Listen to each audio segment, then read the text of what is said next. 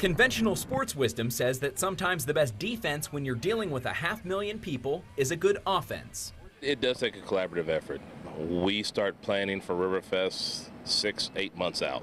Dozens of tri-state groups and law enforcement agencies have come together to organize this event in 2 states, in the air and on the water. It's like Black Friday on the river. On the water, the Coast Guard, along with other agencies, will be working together to make sure hundreds of people are practicing safe boating. We've extended the no-wake zone. It's 12 miles. It is a long distance, but when you have that many boats coming through, the river gets real choppy real quick. On land, that means the biggest display of brass in the tri-state. On that day in particular, we have all of our officers report for duty. When you have 500,000 people between the 2 locations, 250,000 to 300,000 on a side, that's a huge traffic flow. So how does it all come together?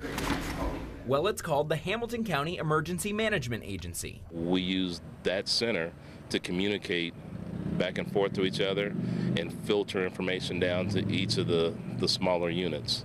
This place is the logistical brain keeping you safe during the CarMax Riverfest. We have here anywhere from 25 to 30 different agencies that are working in the building at any one time.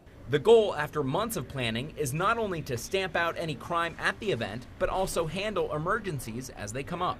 It's a lot more difficult, a lot more challenging to manage logistically, to get to where the incidents are actually occurring, to get to the position where you even can find the incident.